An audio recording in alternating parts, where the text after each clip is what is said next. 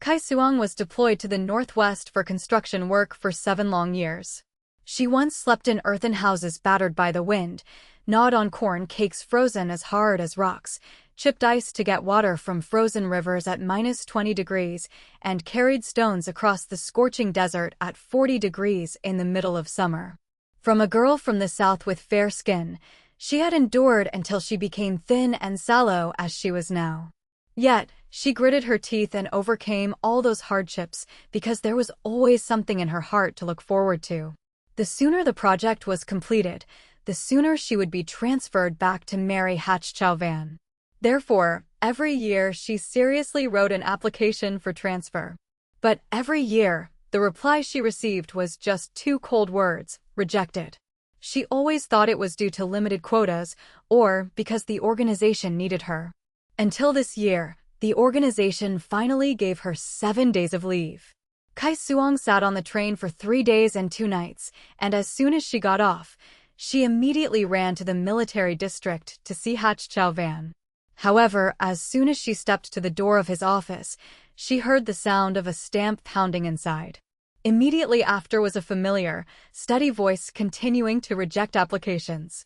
Xuong's footsteps halted because the name on the applicant section of that document was hers. Inside the office, the voice of the guard, Xuong, rang out. Commander, this is already the 7th year. Are you still not letting Comrade Xuong come back? In the first year, Comrade Xuong actually met the conditions to return, but you were the one who personally rejected it. Just because Staff Officer Vuong applied to go home to get married, you said Staff Officer Vuong was old and should settle down. The second year, Dr. Tru's mother was seriously ill. She asked to go back to take care of her, and you let her take Comrade Xuong's spot. The third year, Engineer Lu's child was born. You said the child needed a father by his side. The fourth year, the fifth year, you always thought for others, only never thinking for Comrade Xuong. She went to the Northwest at 18, and now she is 25, a full 7 years. Those who went in the same batch as her have long been transferred back. Only she remains there alone. Last month, I went on a business trip to the Northwest and visited her. Commander, you haven't seen it with your own eyes. The person who used to be the lead dancer of the art troupe, the most beautiful and lively one back then, is now sallow and haggard, her hands full of cracks from the frost, her hair dry as straw, and her back slightly hunched. It's painful to watch. You love Comrade Xuong so much. Don't you feel sorry for her? Don't you want to bring her back soon to get married? She has waited for you for 7 years. Inside the office, there was silence for a few seconds. Xuong stood outside the door, her fingers clutching the door frame, her whole body cold, forgetting even to breathe. Only her deadened gaze was glued to Hach Chau's profile. Then she heard him speak.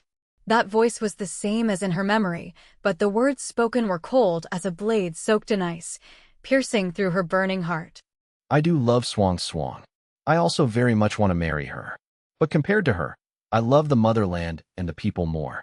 The people you just mentioned, who didn't need to return more than she did. As for this time, let the transfer slot go to Giang. Although she has only been out there for half a year, she is, after all, the widow of Deputy Battalion Commander Chu. Deputy Battalion Commander Chu just sacrificed himself. We cannot let his wife continue to suffer. When the time comes, you call and inform Giang, do to tell her to come back by train. Wait for her to arrive. I will personally go pick her up. A bone-chilling cold rushed up Xuong's spine to the top of her head, making her limbs numb, nearly unable to stand steady. Personally pick her up? Then what about her? What about Xuong? She had waited for 7 years, looked forward for 7 years, suffered for 7 years. In the end, there wasn't even a slot to transfer back, and she had to yield to someone who had only been there for half a year. Just because she was a martyr's widow?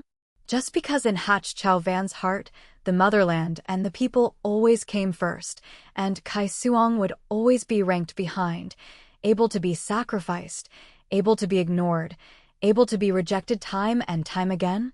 So, for the past 7 years, the rejected applications that made her shed tears on countless cold nights were not because the organization needed her, nor because the mission was too heavy, but because the person she loved most, her fiancé, personally stamped the rejection. His own hands had kept her in that cold, gravelly land year after year. Her heart felt as if it were being squeezed by an invisible hand, crushed to the point of wanting to double over in pain. Yet, she didn't have the courage to push that door open, didn't have the courage to question, to cry. Like a deserter, she suddenly turned around, stumbling down the stairs, rushing into the freezing wind of early winter. 7 years ago, the state had a policy that youths of age had to go to the Northwest to support construction for 1 year.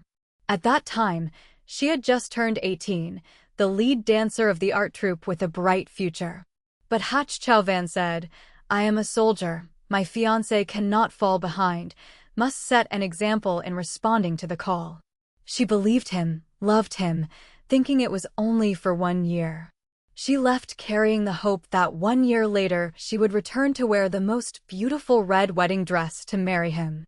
But then year after year, her transfer applications seemed to sink into the ocean. She waited from when the spring flowers bloomed until the white snow covered everything, from hair black as a stream until time gradually left its mark. She never thought the person preventing her return was the person she loved most.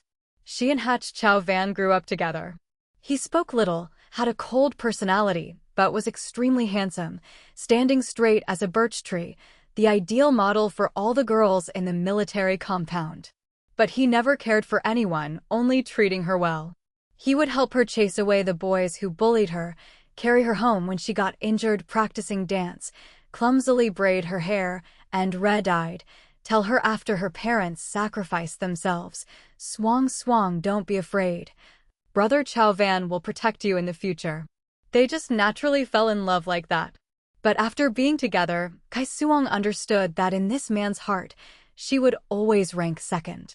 First was the mission, the belief, the nation, and the people. She never felt that was wrong. On the contrary, she was proud because her brother Chau was a man standing tall between heaven and earth.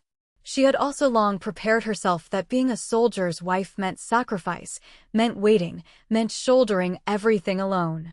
But what she couldn't bear was that he clearly had the ability to bring her back, yet time and again he pushed her away with his own hands, burying her 7 most precious years of youth and all dreams of marriage and the future in that barren land.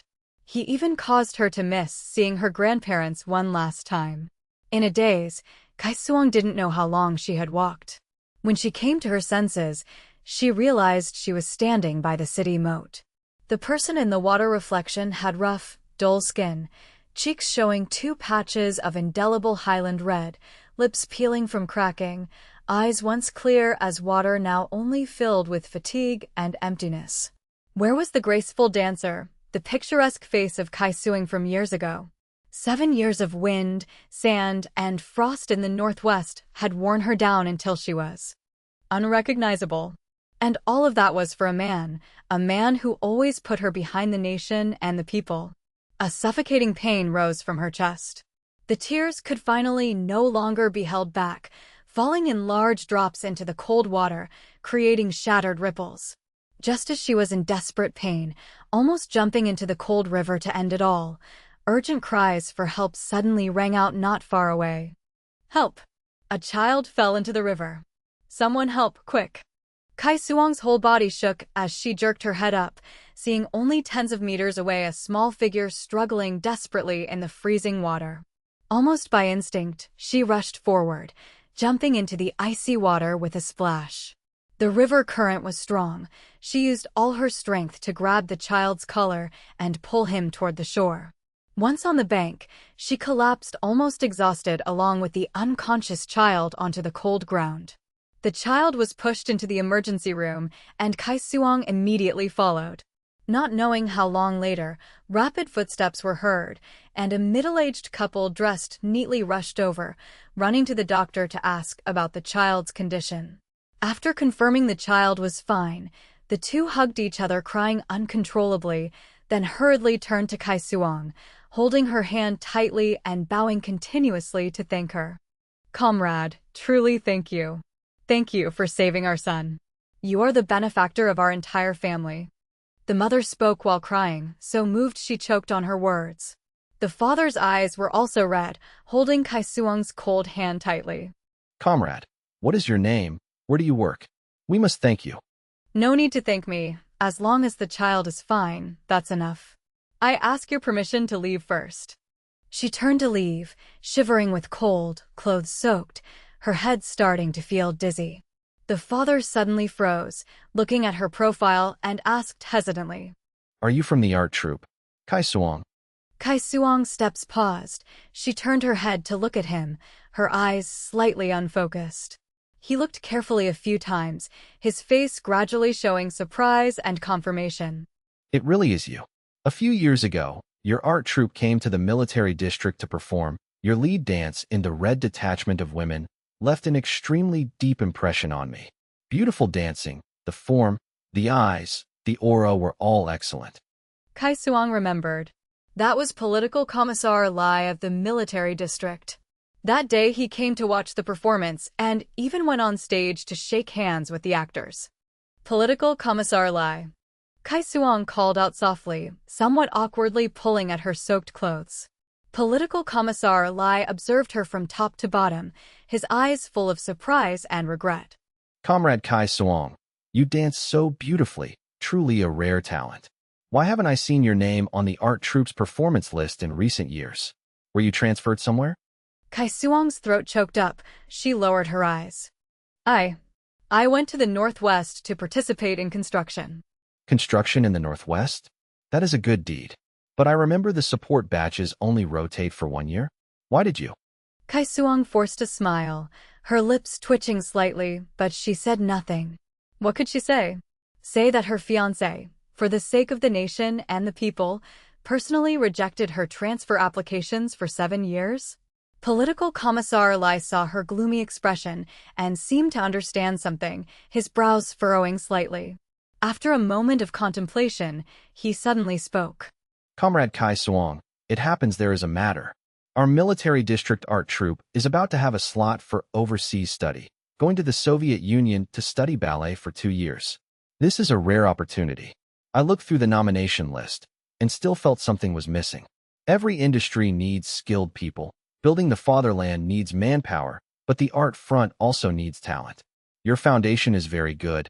It's just been delayed for a few years. If you agree to take this slot, I can nominate you. As for the transfer procedures from the Northwest, I will personally handle them.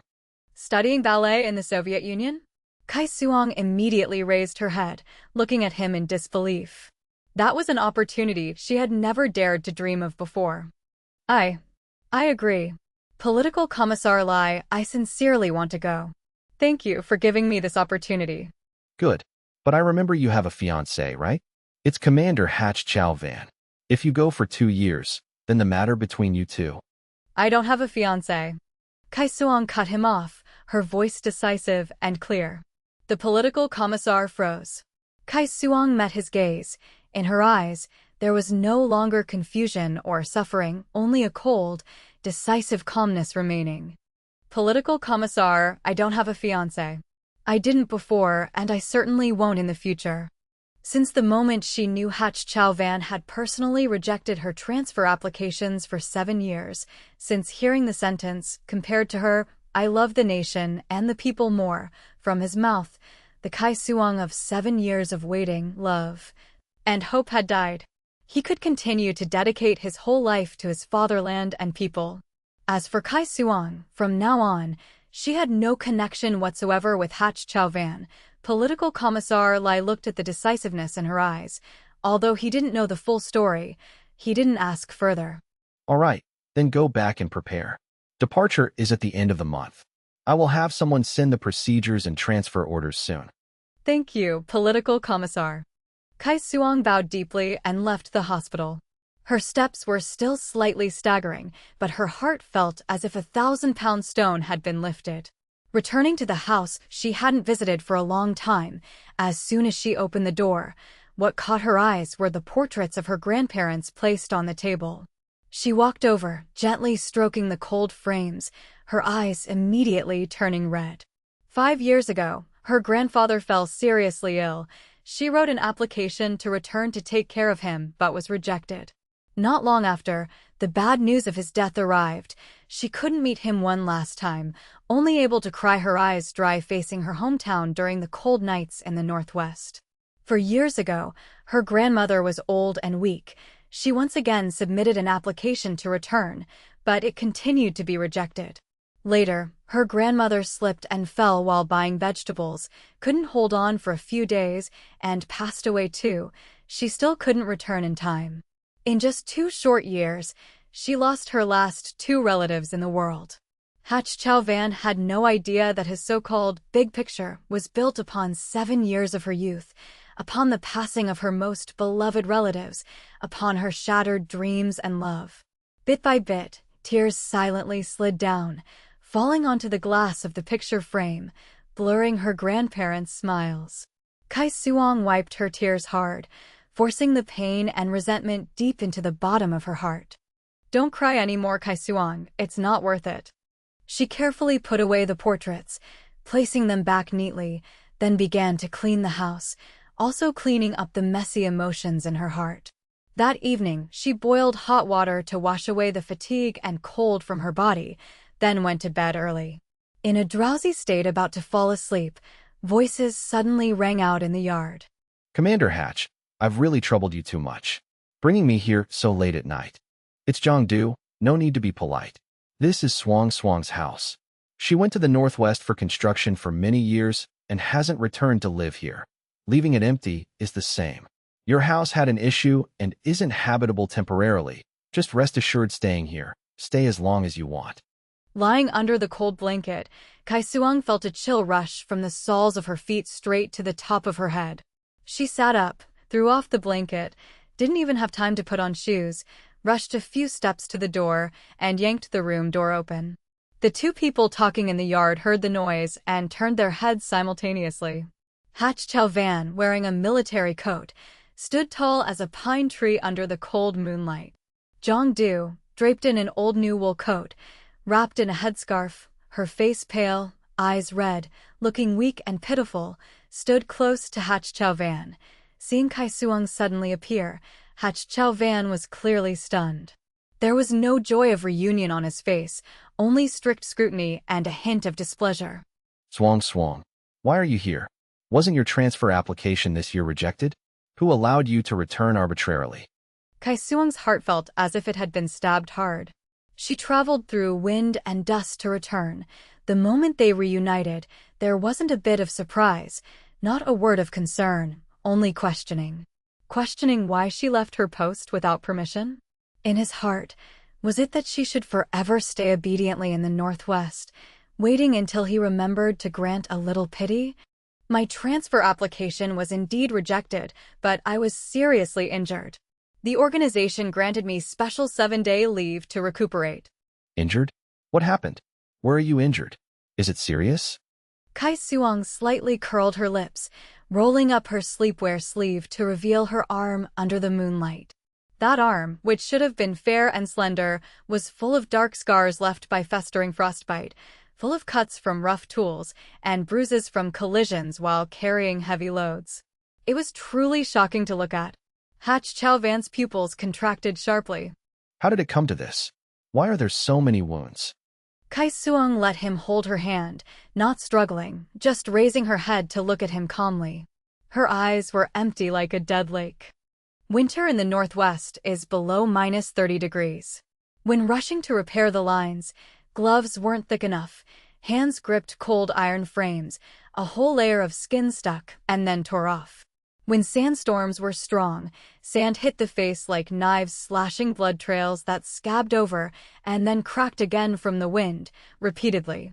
Carrying cement bags wore down the shoulders, blood soaked the clothes, dried and stuck to the wounds. At night, taking off the shirt pulled flesh and skin along with it. Her voice was calm as if telling someone else's story, but every word was like a small hammer pounding straight into Hach Chau's heart. His hand holding hers trembled slightly, looking at those wounds. His Adam's apple moved slightly, complex emotions surging in the depths of his eyes. There was shock, pain, and guilt.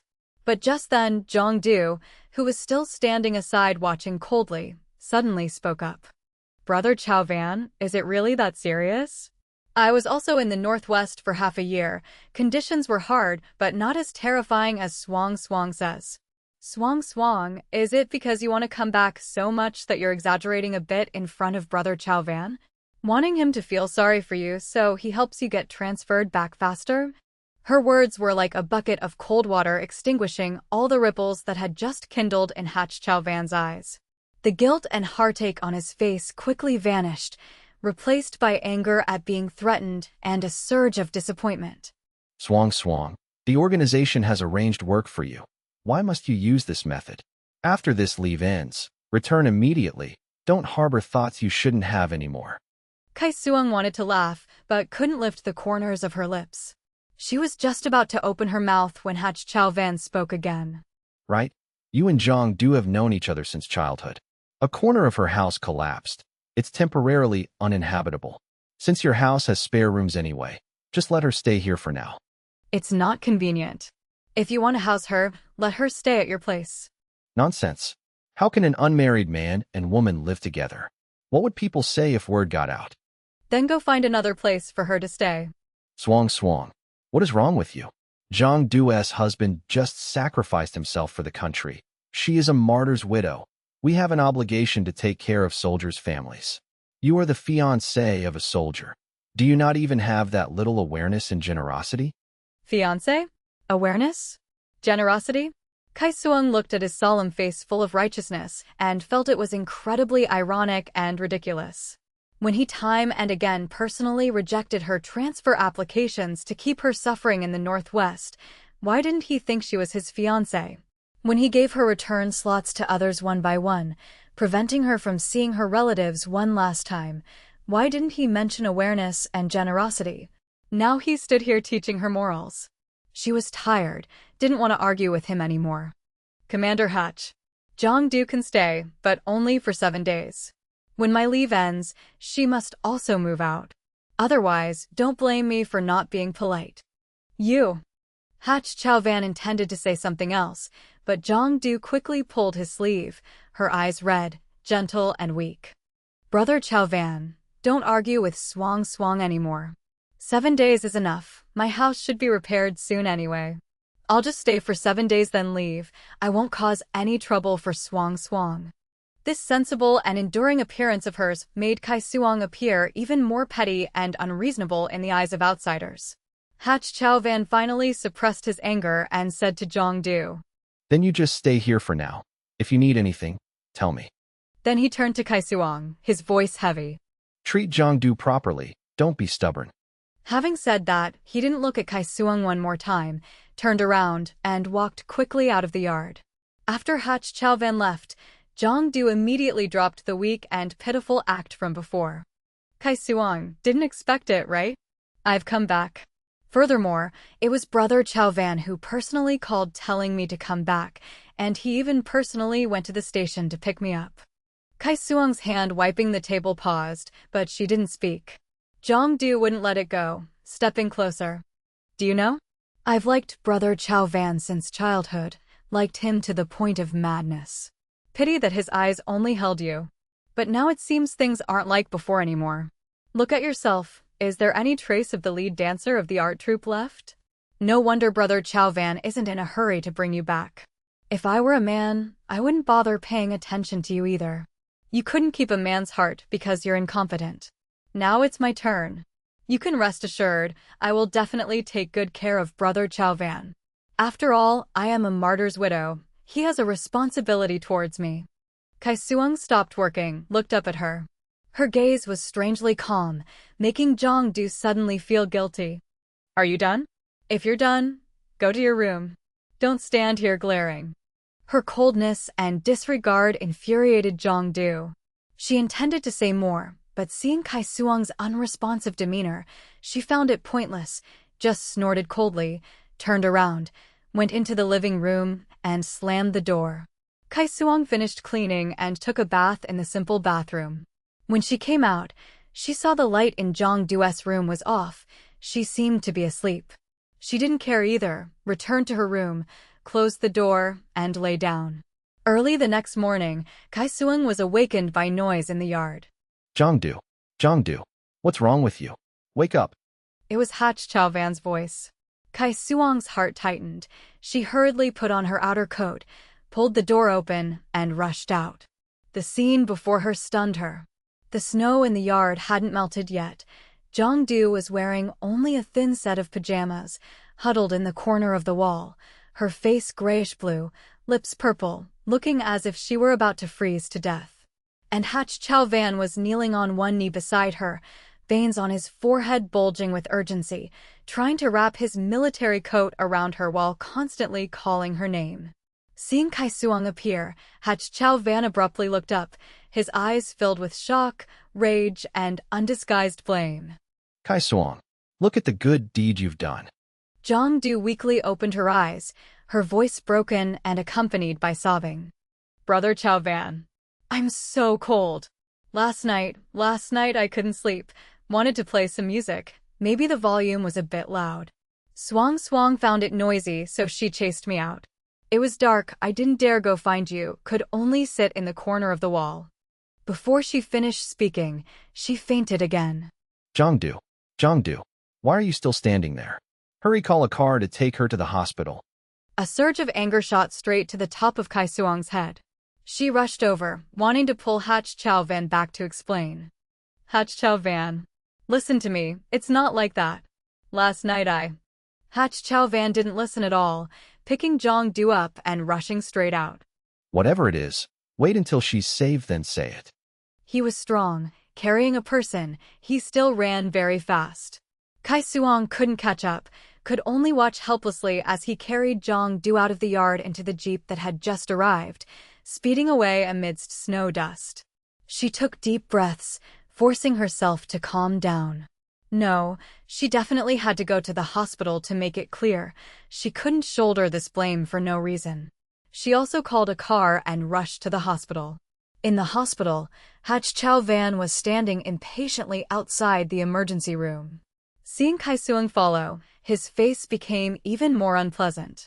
Kai Xuong walked over intending to open her mouth to explain, but Hach Chau Van cut her off directly, his eyes cold as knives. Kai Xuong, have you become so vicious now? Jiangdu's husband just sacrificed himself. Her mental state is unstable. So what if she played a little music at night? Couldn't you be a little understanding? You absolutely had to chase her out to freeze all night? Did you want to take her life? I didn't chase her out. Last night, I completely didn't know she played music. I went in my room and slept immediately. Hach Chau Van, why don't you believe me? Since childhood, has the number of times Jiangdu framed me been few? Where's the proof? Jiangdu is now lying in there, life or death uncertain, while you stand here intact. How do you expect me to believe you? Kai Xuong was speechless. Just then, the emergency room door opened, and the doctor walked out. Doctor, how is she? The patient has severe frostbite. Fortunately, she was discovered in time and brought here quickly enough. If it had been a little later, I fear both legs couldn't have been saved. They would have become necrotic directly and required amputation. Although the legs are saved, the nerve and blood vessel damage due to frostbite is irreversible. In the future, whenever it rains or is damp, her legs will be in severe pain, and her ability to walk will also be affected. The family needs to be mentally prepared. Hach Chau Van's face darkened to the point it seemed water could drip from it. He turned his head to look at Kai Xuong, his eyes full of disappointment and rage, almost wanting to burn her to ashes. Kai Xuong, did you hear clearly? Because of your vicious selfishness, Jiangdu might have to suffer leg pain for the rest of her life. She is a martyr's widow. Her husband sacrificed himself to protect the nation and the people, and you treat his wife like this? I didn't. Hach Chau Van, why don't you investigate clearly? Why do you only listen to her side? Investigate? The truth is laid out right before eyes. What is there to investigate? Kai Xuong, you truly disappoint me too much. As a soldier, as your fiancé, today I must force you to receive a fitting punishment according to military discipline. Xuong, take off Comrade Kai Xuong's coat. Take her to the empty lot behind the hospital. Let her stay out there freezing for one night so she can reflect thoroughly. Commander, it's more than -10 degrees outside. Comrade Kai Xuong, execute the order. Kai Xuong's whole body shook, looking at him in disbelief. Exposed outdoors all night in -10 degrees? Did he really want to treat her like that? Xuong looked at Hach Chau Van's cold face, then at Xuong's pale, desperate face, gritted his teeth, but finally walked up to her. Comrade Xuong, sorry. He reached out intending to take off the thin coat on her. Xuong stepped back sharply, gripping her coat lapels tight, looking at Hach Chau Van with red eyes. Hach Chau Van, you dare? What is there I don't dare? Xuong, if you do wrong, you must accept punishment. This is discipline. If I don't teach you a lesson today, who knows what disaster you'll cause in the future. The coat was ultimately forcibly removed by Xuong. Xuong was left with only a thin layer inside, taken to the snow-covered empty lot behind the hospital. The cold wind cut into flesh like knives. She trembled with cold, instinctively wanting to hug herself, but her arms were stiff from the freezing cold. Comrade Xuong, why don't you admit your mistake? Apologize to the commander once. I will help put in a good word for you. Admit mistake? Xuong shook her head, her lips purple. She didn't do anything wrong. Why should she admit it? Hach Chau Van stood under the eaves not far away, looking at her coldly. Behind him were warm lights, while she was abandoned in the freezing wind and snow. Time passed bit by bit, the cold creeping everywhere, her limbs gradually going numb, losing all sensation. Unknown how long later, she finally couldn't hold on anymore. Darkness fell before her eyes, and she collapsed onto the icy snow. When she woke up, she was in a hospital room, her head hurting as if it were about to split, her whole body burning hot, throat dry and raspy. She opened her eyes with difficulty, seeing the stark white ceiling and Hach Chau Van sitting by the bed. Awake? Since you're awake, there are a few words I must make clear to you. I don't want to pursue this matter further, but you must remember Giang is a martyr's widow, someone who needs care. Don't bully her anymore in the future. Xuong looked at him, suddenly finding it incredibly funny. Bully her? Who exactly bullied whom? She closed her eyes and turned her face away. Hach Chau Van frowned, seeming to want to say something but finally stayed silent. He stood up, gave instructions to the nurse, and left the ward. 2 days later, Xuong was discharged. Hach Chau Van came to pick her up. Giang also tagged along. The three sat in the jeep without saying a word. Arriving home, just as Xuong sat down, Giang hesitatingly opened her mouth. Xuong, I have a favor to ask you. I want to go interview at the dance troupe. But I haven't prepared dance clothes. Could you lend me a set? No. Giang's face immediately became aggrieved and pained, turning to appeal to Hach Chau Van beside her. Xuong, what's wrong with you? It's just a set of dance clothes. Giang is having difficulties. As a soldier's fiancé, you should be willing to help a comrade. Is there a need to be so stingy over such a small matter? Giang, go into Xuong's room. Open the wardrobe and choose. Take whichever set you like. No need to ask her. Hach Chau Van. Xuong suddenly raised her voice, intending to stop it. But Giang, as if receiving an imperial edict, had a flash of smugness cross her face and quickly walked into Xuong's room. Xuong intended to follow, but was blocked by Hach Chau Van raising his arm. Brother Chau Van, this one is so beautiful. Less than a minute later, Giang's delighted voice rang out from the room. She walked out holding a dress. Just seeing that dress, Xuong's pupils immediately contracted. It was the last dance dress her grandmother had sewn for her before passing away. No, not that one. Giang, change to another one, anything but this. I find this one the most beautiful. Xuong, can you just lend it to me once? I promise not to ruin it. I said no. Giang, give it back to me. Xuong, it's just a dress.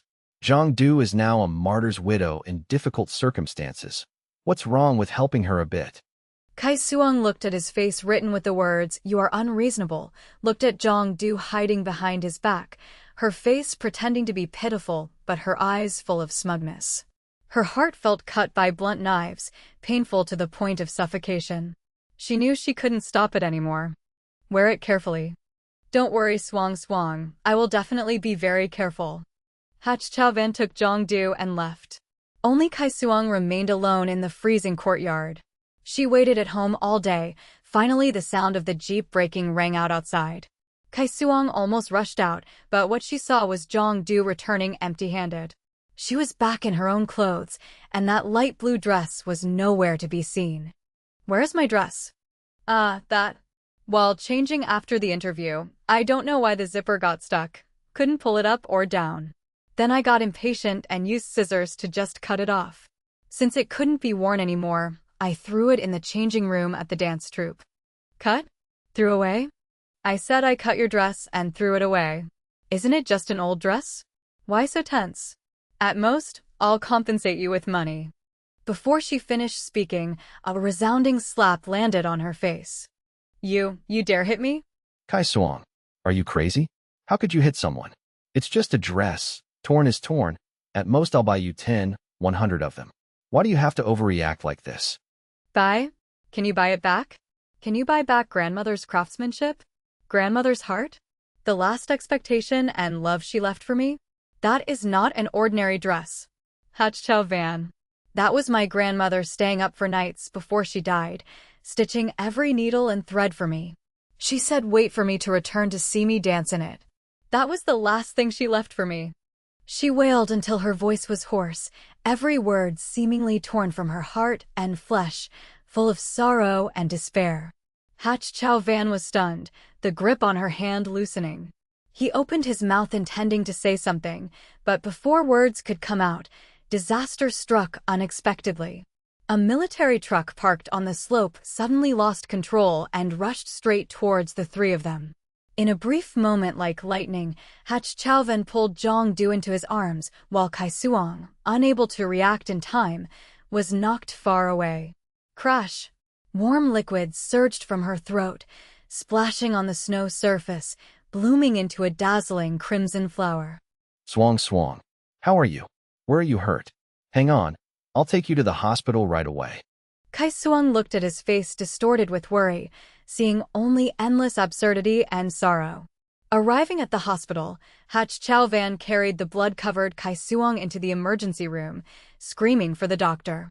Just as the nurse was pushing the gurney preparing to take her into the operating room, the door of the adjacent operating room suddenly burst open. The patient has severe blood loss requiring urgent transfusion, but the blood type is Rh negative, which is too rare. The hospital blood bank doesn't have it. The family needs to think of a way or contact another hospital to transfer blood, otherwise life will be in danger. Rh negative? Where can we find that blood type now? Mom, you can't have anything happen to you. Hach Chau van heard this, his steps faltering, brows furrowing tight. Xuong is Rh negative. Wait, she can give blood. She is Rh negative. The couple, as if grabbing a lifeline, immediately lunged to hold Xuong's hand. Xuong's attending doctor's face changed dramatically, hurriedly stopping them. Commander Hach, Comrade Xuong is severely injured, has lost too much blood, and herself needs a transfusion to maintain life. If more blood is drawn from her, I fear she won't survive the surgery. It's very dangerous. That's right, Commander. That patient is over 80 years old, even if saved later. But Comrade Xuong is still young, only slightly over 20, and is your fiancé. Please think carefully. Fiancé. Those words caused Hach Chau van's eyes to fluctuate violently.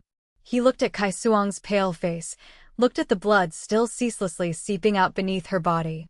His heart felt choked, painful to the point of breathlessness. However, Xuong. She is a soldier's wife.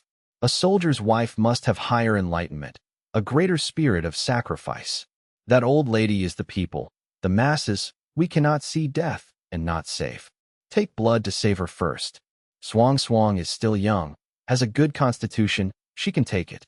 Xuong lay on the hospital bed. Although her consciousness was blurry, she heard every word they said clearly. A bone-chilling cold and boundless despair like a fierce wave completely drowned her, crueler than any wound on her body. She wanted to ask him, Hach Chau van, have you actually ever loved me? Even a little bit, did you? But she could not speak aloud. The cold needle pierced the vein in her intact arm. She could clearly feel the still warm blood being drawn out bit by bit from her already weakened body. When consciousness gradually recovered, Xuong only felt herself floating in cold sea water, drifting without anchor. She struggled to open her eyes, her vision blurry for a long time before realizing she was lying in a hospital ward. There was no one beside her. The door opened slightly. A nurse carrying a medicine tray walked in. Seeing her awake, she smiled kindly. "New nurse comrade Xuong, you're awake? How do you feel? You've been in a coma for a whole day and night. The surgery was very successful, just lost too much blood. The body is still very weak and needs good rest. Commander Hach is busy with official duties. Not long after your surgery, he received an urgent mission and left. Before leaving, he instructed us to take good care of you, waiting for him to finish work to come back and visit." Busy official duties? Urgent mission? Xuong listened, her heart empty. Couldn't even ripple a bit of emotion. Meeting or not meeting, what difference did it make? When she needed him most, he chose to save someone else. When her life was uncertain, he chose to go on a mission. The nurse saw she had no reaction, sighed softly, said no more, tidied up, and left. The ward fell into silence again. Not long after, the door was pushed open again. This time the person entering was Giang. She wore a brand new wool coat, carrying a mesh bag of apples, walking to Xuong's bedside. "Heard you woke up, I came to visit. How is it? Doesn't feel very comfortable, right? Look at you, truly pitiful. Not comparing to me is fine, but now you don't even compare to an old lady over 80 about to go to the grave. In Brother Chau Van's heart, you truly aren't worth a penny. If I were you, I would know my place a bit, actively cancel the engagement to make room for a more suitable person, lest later you humiliate yourself to death without knowing how." Xuong suddenly opened her eyes, a cold gaze directed at her. "Are you done speaking? If done, get out." Giang was startled by that cold gaze, then her embarrassment turned into anger. "Xuong, don't push your luck. Do you think Brother Chau Van still has you in his heart? Let me tell you, right now he treats me so well. Today I will let you see with your own eyes exactly how much weight I carry in his heart." Having said that, she reached into the bag slung over her body, pulling out a folding fruit knife glinting coldly. Then, right before Xuong's disbelieving eyes, she raised the knife and fiercely stabbed it straight into herself. Help! Murder! Xuong wants to kill me. Everything happened too fast, too unexpectedly. Xuong was completely stunned. By the time she understood what was happening, panic and a terrible sense of absurdity immediately drowned her. Giang's piercing scream drew doctors and nurses from the corridor, and also Hach Chau Van, who had just finished his urgent mission and returned at that exact moment. Giang. Hach Chau Van strode over. "Brother Chau Van. Save me. Xuong blamed you for saving me last time, so she intentionally hurt me." Hach Chau Van abruptly looked up towards Xuong, his eyes filled with ice and rage, almost wanting to tear her apart. "It wasn't me. It was she who stabbed herself. Hach Chau Van, she framed me. She." Enough. Xuong, I really didn't expect you to be vicious to this extent. Last time was chasing her out to freeze. This time is directly holding a knife to kill. Xuong, restrain Xuong for me. Immediately take her to the Military District Security Department for temporary detention. Wait for Giang to pass the critical stage, then deal strictly according to the law.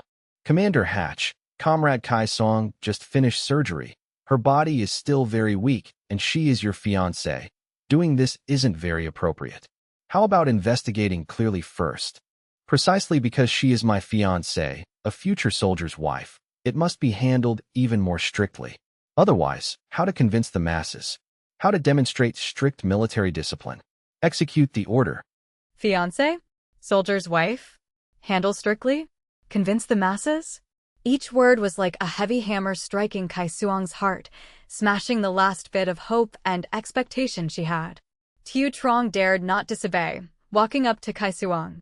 Comrade Xuong, sorry. Please follow me. The temporary detention room of the security department was gloomy, damp, and cold. Xuong was locked alone in a small room without windows, beneath her a hard plank bed. Food and water were just cold corn cakes and bland vegetable soup. The wounds on her body were not cared for properly and began to get infected.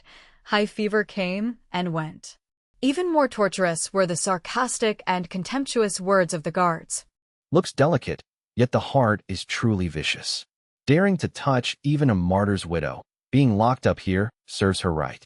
Commander Hach is truly unlucky for 8 lifetimes to end up with a fiancé like that. If it were me, I would have kicked her long ago. Marrying this kind of woman is just a disaster. Hearing this initially, Xuong felt humiliated, felt angry, felt her heart pierced by countless needles. But gradually she became numb. 3 days. For 3 full days, she didn't know what happened outside, didn't know if Giang lived or died, didn't know if Hach Chau had ever for a single moment doubted Giang's words or thought of coming to hear her explain. On the morning of the 4th day, the detention room door opened. Comrade Xuong, you can leave. Comrade Giang has passed the critical stage. She said she won't pursue your responsibility anymore. Xuong slowly sat up from the hard plank bed.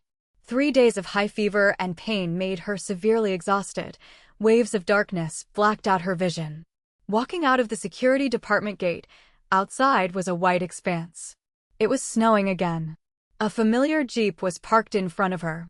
Hach Chau opened the car door and stepped down. Get in, I'll take you home. Xuong looked at him, her gaze calm without ripples as if looking at a stranger. Hach Chau was choked up inside by that look, a feeling of irritation and uneasiness welling up. This time you hurt Giang, causing her to almost not survive. The nature is extremely serious. Detaining you for 3 days is also a punishment you deserve to suffer. The purpose is for you to reflect deeply, clearly recognize your mistake. Furthermore, you are a soldier's fiancé, inherently must set an example and be strict with yourself. In the future, absolutely do not do anything causing harm to Giang or any other comrade. Heard clearly? Fiancé? Set an example? Strict with self?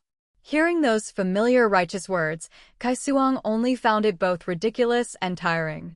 Commander Hach, right now I am not yet a soldier's wife. What did you say? Did you forget? We are not married yet.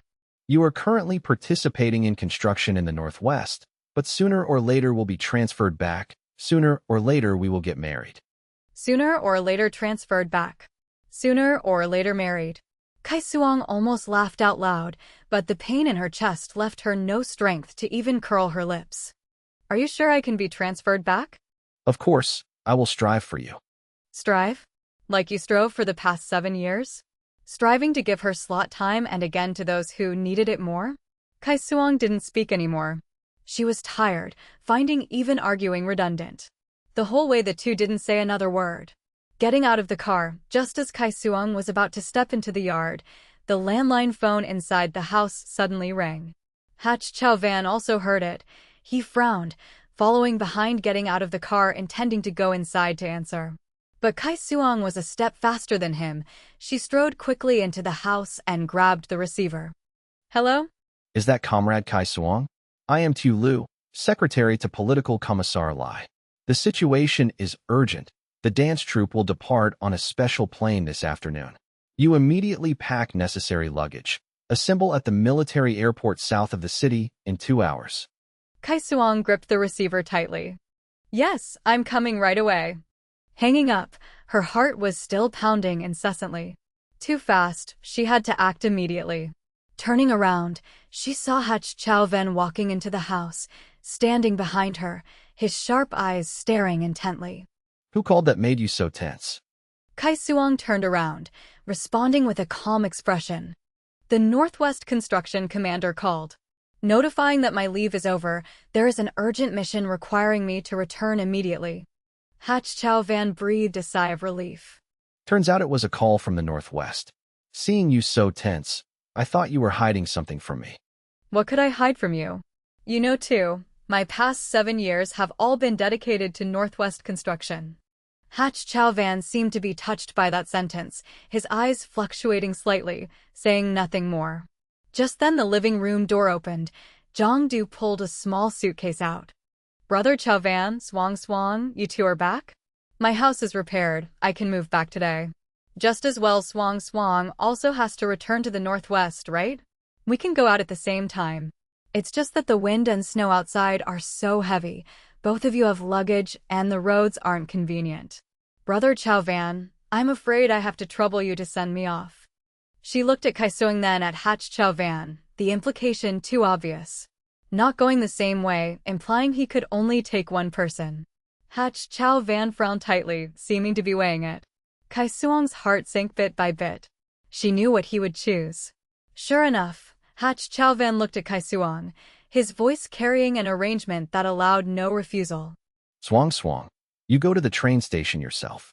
You've walked this road many times. One more time won't hurt. Giang was just injured. Her health hasn't recovered. Carrying luggage in this wind and snow alone isn't convenient. I'll take her home first. He hesitated a moment as if to compensate. Next time wait until you get transferred back. I will definitely personally go to the station to pick you up. Next time transferred back? Personally pick up? Xuong looked at him, looking at his handsome face written with the 4 words, "The big picture counts." The faint ripple in her heart finally completely settled. No need, Hach Chau Van. There won't be a next time. In the future, you will never see me again. Okay. She said nothing, just nodded, then turned to walk to her room. Hach Chau Van looked at her back, vaguely feeling something was wrong inside. She was too calm to the point of making him uneasy, but he couldn't clarify why. Let's go, Brother Chau Van. Giang pulled his arm, wearing a smile of expectation. Hach Chau Van withdrew his gaze, suppressed the nameless unease in his heart, and picked up Giang's suitcase. Yeah, let's go. He took Giang and left. Only Xuong remained alone in the yard. She stood by the window listening to the engine start, watching the jeep gradually disappear into the blinding snow. Then she put her luggage on her back, locked the door, and without turning back, walked straight into the sky-filling snowstorm. The direction was not the train station but the south of the city, the military airport. There was a plane about to take off that would take her away from this land, away from the man named Hach Chau Van, away from all the unbearable past, flying towards a completely new future filled with hope and freedom. Hach Chau Van took Giang back to her repaired house, gave a few more instructions, then drove away. On the road, the snow fell heavier and heavier, the world a vast white expanse. The scenery outside the car window receded quickly, but Hach Chau Van's heart grew increasingly uneasy. He gripped the steering wheel tight, brows deeply furrowed. Before his eyes, the final look Xuong gave him kept appearing, calm without a ripple. Too calm. Calm to the point of abnormality. The steering wheel turned sharply. The jeep turned around, rushing fast towards Xuong's house. Returning once again to the familiar courtyard, pushing the door open, inside was strangely quiet. Only the sound of wind and snow howling remained. Xuong. Hach Chau Van called out once. No one answered. He strode into the main room, empty of people. His gaze stopped at the old sewing machine in the corner of the room. It was something Xuong's grandmother used when she was alive. After she passed away, Xuong kept it, occasionally mending clothes herself. For some reason, Hach Chau Van walked over to the sewing machine covered in a thin layer of dust. He reached out to wipe it, his fingertip touching a small, inconspicuous wooden block that was slightly loose. He used force to pry it open. The wooden block indeed came off, revealing a small secret compartment. Inside lay a blue-covered notebook. He picked up the notebook, fingers slightly stiff, opening the yellowed pages. The handwriting was Xuong's grandmother's old scholarly style, elegant yet trembling. New, reading diary April 12th, sunny. Xuong wrote again saying perhaps she still can't return this year, construction mission is heavy. The child told me to prioritize the big picture, told me not to worry about her. Silly child, how can grandma not worry? The Northwest is so bitter, her body has been weak since childhood. July 20th, overcast. Coughed violently today, blood streaks in the phlegm. Dare not tell Xuong, afraid she'll worry and be distracted at work. Young Chau Van visited me once last month, brought fruit saying he would visit often to take care. But he is busy with military work, I understand. It's just living alone in this house feels a bit empty, a bit cold. September 15th, rain. Legs hurt so much I can't get out of bed. Neighbor Grandma Vong helped me go to the post office to send a telegram to Xuong saying I'm sick and want to see her once. Don't know if she received it. Chow Van seems not to have come for over a month. The money left last time is running out. Medicine is also running out. October 23rd, strong wind. Xuong's letter arrived, saying she cannot return again this year. In the letter she asked about my health, told me to take care, said she would be back soon, won't leave once back. I looked at the letter and tears couldn't be held back. Grandma's Xuong, Grandma fears she cannot wait for the day you wear the red dress. November 18th, snow. Spirit seems a bit better today, struggling to cut a new dress for Xuong. The fabric is saved from before, lake blue color, she will surely look beautiful wearing it. Just that eyes are dim, hands shake, stitches are crooked. Xuong, don't dislike it, okay? Chow Van, Grandma begs you for the sake of Xuong having waited for you so many years, please let her return. Grandma fears she cannot hold on much longer. Those lines were like red-hot iron burning his eyes, burning his heart. She coughed up blood, had no money for medicine, legs hurt so much she couldn't get out of bed. And what about him? What was he doing? He was organizing commendation conferences, handling, more important, military affairs, rejecting Kai Xuong's applications time and again for those who needed to return more. He didn't even know she had humbled herself so much, writing in a diary to beg him. Grandma fears she cannot hold on much longer. That sentence repeated like a blunt knife cutting his nerves. He remembered the gruesome wounds on Kai Xuong's arms, remembered her eyes going dark and filled with tears when mentioning her grandparents. No, not right.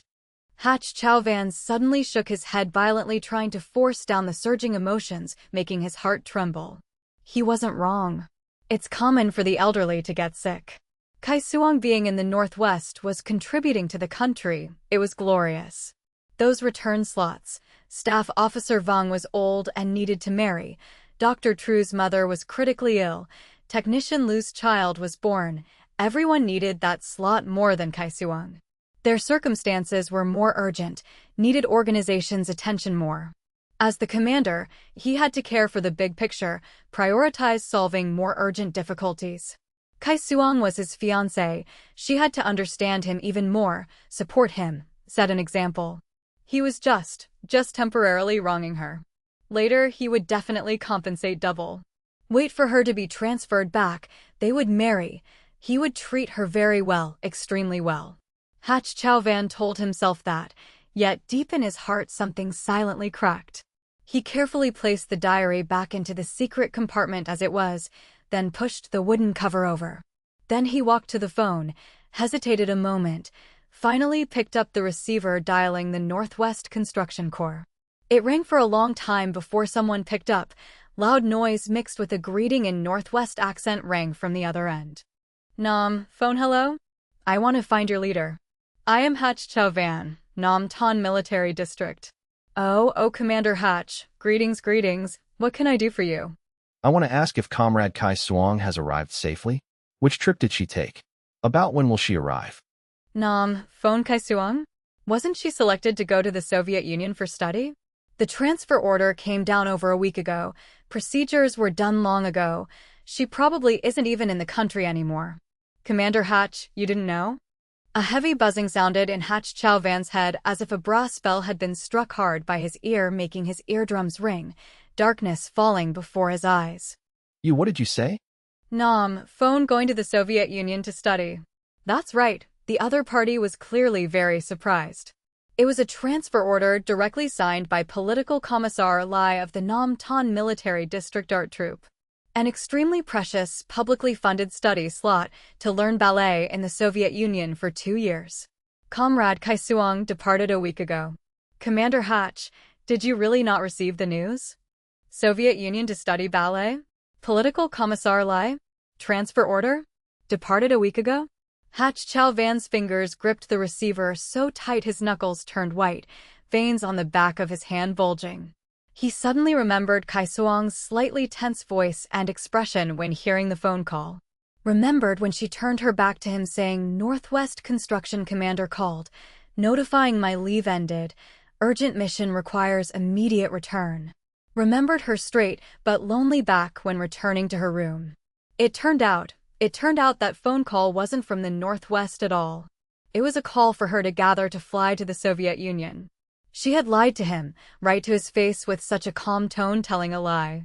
And he actually didn't suspect a thing, even after weighing options chose to take Giang first, letting her go to the train station herself. Phone Commander Hach? Commander Hach, are you still listening? The voice on the other side pulled his thoughts back. Hach Chau opened his mouth, but his throat felt blocked by something, unable to emit a sound. He abruptly hung up. The receiver slipped from his hand, hitting the table with a heavy thud. The blood in his body seemed to freeze in an instant, then surged back violently, making his limbs numb. Heart felt squeezed by an invisible hand, crushed, painful to the point he almost had to hunch over. Gone. She was gone. Not back to the Northwest, but to the Soviet Union, to a place he absolutely couldn't touch nor control. She didn't need him anymore. This realization was like a red-hot iron branding straight into his soul, carrying pain and panic of a destructive nature. Unknown how long passed before Hach Chau struggled to break out of that dizziness and coldness. He rushed out the door, jumping into the Jeep, flooring the gas pedal. Tires screeched against the road, still holding snow, emitting a piercing noise, exactly like his heart rhythm being torn apart right now. Rushing straight to the military compound, towards Political Commissar Li's office. Bang! The office door was pushed open hard by Hach Chau hitting the wall with a loud noise. Political Commissar Li was bowing his head, working, startled, looking up, seeing Hach Chau standing at the door. His face was pale as iron, eyes bloodshot, chest heaving violently from breathing hard. Even 2 buttons of his military tunic had popped open, nowhere near the calm self-control of a commander usually. Commander Hach, what is this? Hach Chau strode to the desk, 2 hands propped on the tabletop, leaning forward, eyes locking onto Political Commissar Li. Each word seemed forced out through clenched teeth. Political Commissar Li, regarding Xuong going to the Soviet Union for study, was it arranged by you? Political Commissar Li looked at his appearance, understanding 70 to 80% in his heart. He leaned back in his chair, nodding calmly. It was my arrangement. Comrade Xuong has a very good dance foundation, is a rare good seedling. The country needs such talent. Is there a problem with going for advanced study? Is there a problem? She is my fiancé. Does where she wants to go not require my agreement first? Why did you all hide such a big matter from me? Fiancé? Political Commissar Li repeated those 2 words, a probing look full of implication flashing in his eyes. Commander Hach, when Comrade Xuong came directly to see me to talk, she didn't say that. Hach Chau heart suddenly skipped a beat. What did she say? She said, she doesn't have a fiancé. Each word was like a heavy hammer blow straight to Hach Chau heart. Didn't have before, definitely won't have in the future. Commander Hach, does a misunderstanding exist between you and Comrade Xuong? Or rather, is it only one-sided on your part, thinking the 2 are still in a fiancé relationship? A stream of hot air rushed straight to the top of Hach Chau head. He shot up straight, hurriedly defending. No misunderstanding. Xuong and I grew up together, long betrothed. She is just angry at me. Political Commissar Li, you cannot just listen to her side, and Commander Hach, that was Comrade Xuong's own choice. A legal and compliant transfer order signed by herself agreeing. She is an adult with the right to decide her path and future. As for the private matter between you 2, the organization isn't suited to intervene, but also cannot delay the future of an excellent comrade because of private matters. He looked at Hach Chau suddenly pale face, thinking of the day meeting Xuong at the hospital, her mature appearance far beyond her age and her scarred hands. In his voice unavoidably carried a bit of regret. That child was very decisive when leaving. I could see she had no lingering attachment to this place anymore. No lingering attachment anymore. Hach Chau felt as if someone punched him straight in the chest, staggering back a step, hitting the chair behind hard, making a harsh noise. All right. Political Commissar Li seemed to remember something, adding on. Speaking of coincidence, The day I met Comrade Kai Xuong was the day she saved my young grandson, who fell into the water. The girl just returned from the Northwest, cold and tired, yet seeing the child fall into the water jumped down, without a second thought to save him, lips purple from cold. Those frostbite cracks on her hands soaked in water looked painful just seeing them. I asked her why she stayed in the Northwest so long. She didn't say much, just smiled. But looking at that appearance, I knew she likely suffered not a little hardship over there. Frostbite cracks on hands. Suffered not a little hardship. Before Hach Chau Van's eyes appeared again, those gruesome wounds on Kai Xuong's arms appeared her calm eyes when recounting where they came from. It turned out those hardships were all real, not her exaggerating nor a trick to get transferred back as he once thought. And what did he do then? He doubted her, questioned her just because of a few words from another woman believing she lied, that she was intentionally begging for pity. Commander Hatch, if something truly exists between you and Comrade Kai Xuong, I hope you can handle it correctly. Whether work or feelings, one must have a clear conscience, not betray a comrade's trust. Comrade Kai Xuong is a good comrade. Political Commissar Elias' words were like sharp files, bit by bit grinding away the shell of big picture, discipline, more urgent needs that Hach Chau Van still used to comfort and convince himself, revealing the bloody truth he dared not look it straight. He walked out of Political Commissar Elias' office absent-mindedly. The sunlight outside was dazzling to the point of making him dizzy. Returning to his office, he locked the door like a madman and began rummaging through filing cabinets, drawers. He roughly threw stacks of papers onto the floor. Papers scattered everywhere. Found it. At the bottom of a file box labeled transfer applications over the years, he found a thick stack. All were Kai Xuong's transfer applications. The bottom right corner of every application was stamped with his, Hach Chau Van's, personal seal along with two bright red cold words, rejected. Next to that were lines of rejection reasons written in his own hand with a fountain pen. Nam, internal monologue year 1, staff officer Vong nearly 40, personal issues need urgent resolution, request transfer back to Mary. Situation special and more urgent, priority handling. Comrade Kai Xuong is still young so should prioritize construction. Year 2, Dr. True's mother critically ill needing children's care, filial piety comes first, situation pitiful, approved transfer. Comrade Kai Xuong has no urgent family matters, can continue to persist at post. Year 3, technician lose wife about to give birth, family needs help. Considering early stage child cannot lack father's companionship, approved transfer. Comrade Kai Xuong unmarried, no family burden should prioritize collective interest. Year 4. Year 5. Year 6. Year 7. Comrade Giang is widow of Deputy Battalion Commander Chu, unstable mental state needs organization's care. Comrade Kai Xuong as future soldier's wife needs higher enlightenment, displays spirit of yielding, this slot yielded to Comrade Giang. Future soldier's wife. Those 3 words looked so sarcastic now, so ridiculous. Every time he rejected he told himself he had sufficient legitimate reasons impossible to refute.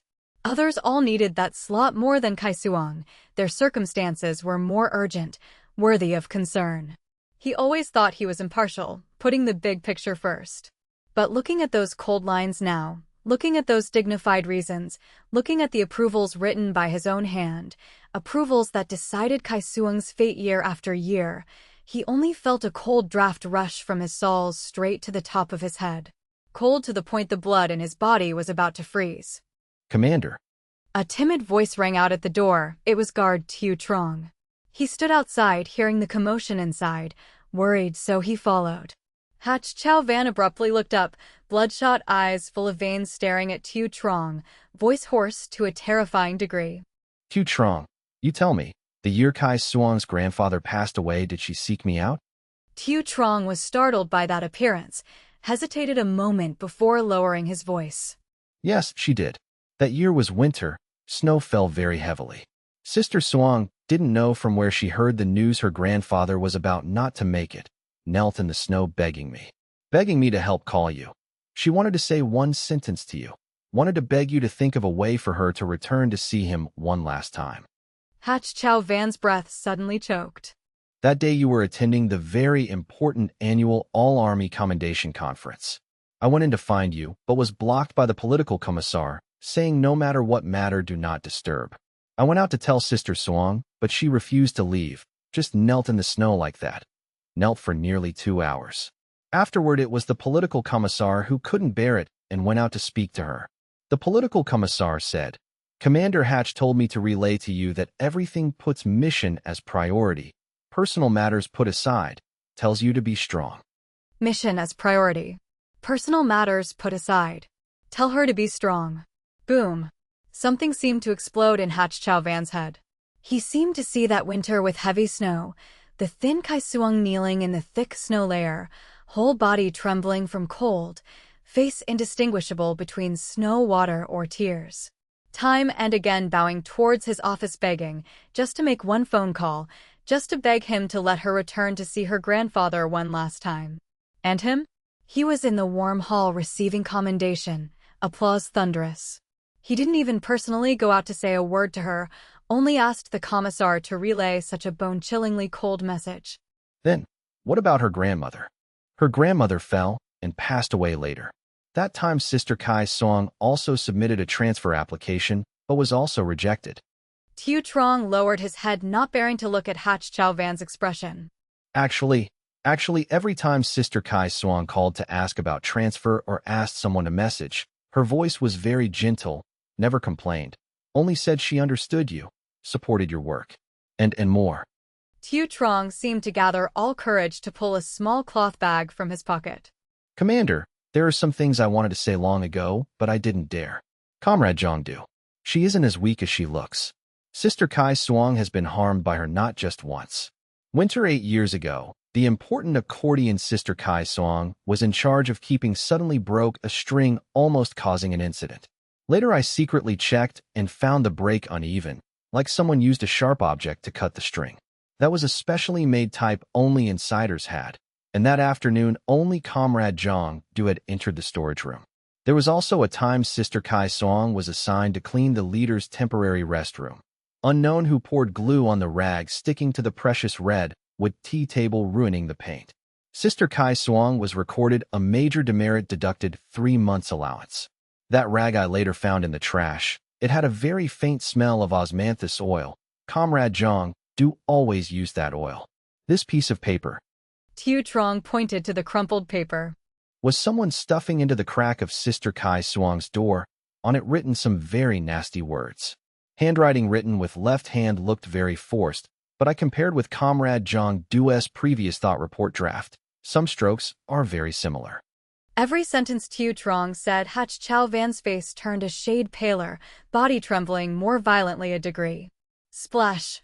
A mouthful of fresh blood sprayed without warning from Hach Chau Van's mouth, splashing onto the pile of files scattered on the floor, spreading into a dazzling red stain.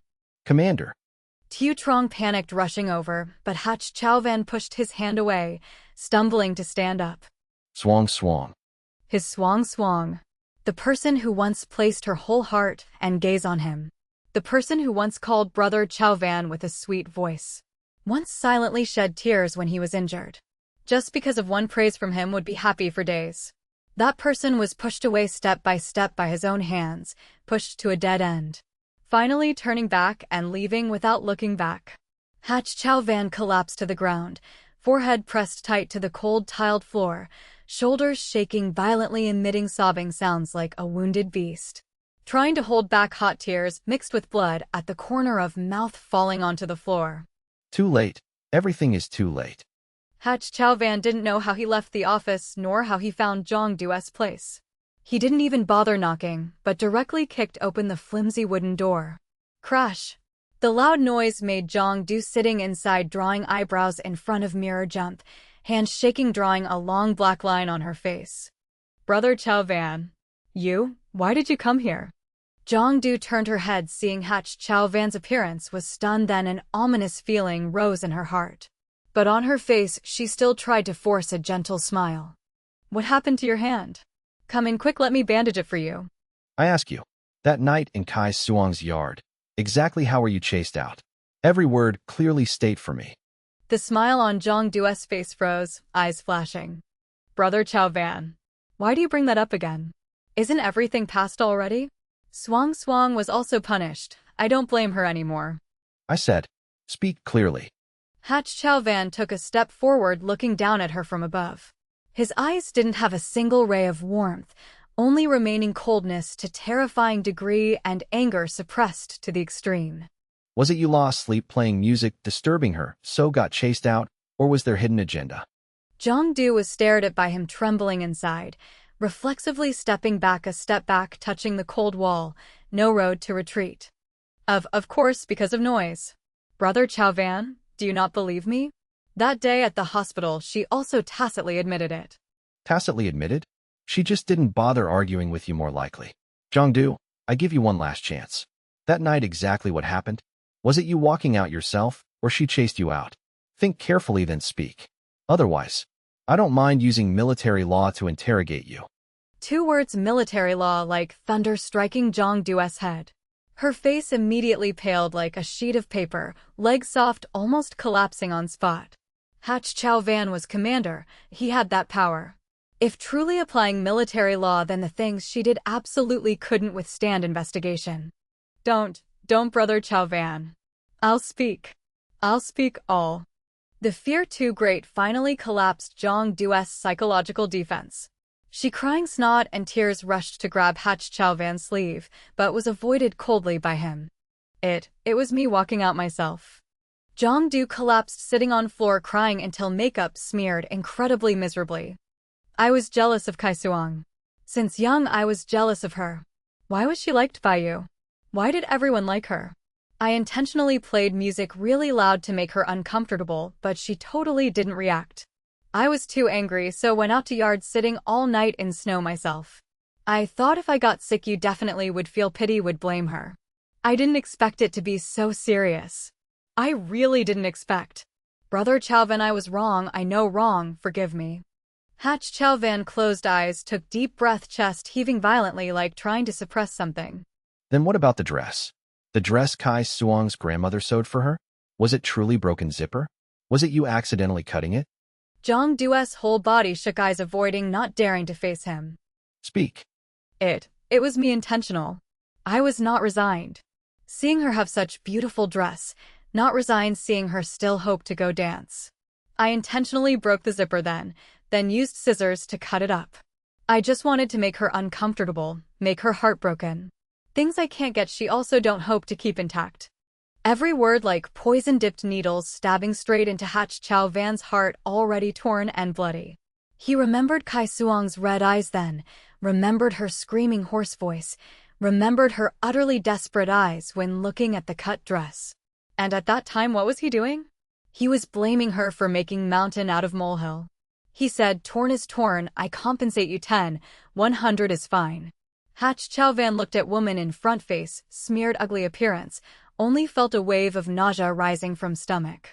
He once thought she was weak, needing protection, once, because of her unceasingly hurt, wronged the girl sincerely loving him, waiting for him. Giang Du, your husband, Deputy Battalion Commander Chu, was a hero sacrificing for country, was a man standing tall between heaven and earth. And you exploit martyr widow identity exchanged by his sacrifice, playing tricks, harming comrade, mouth full of lies. You are not worthy to mention his name, even less worthy to enjoy any glory or treatment he exchanged with life. From today, all your benefits and allowances are canceled. This room will also be reclaimed. I will report your entire matter to superiors. Fend for yourself. Speaking done, he didn't bother looking at Giang Du sitting on floor, face gray one more time, turned, strode, leaving this place, making him nauseous. Regret and pain almost swallowed him, but also simultaneously drove a madness almost stubborn.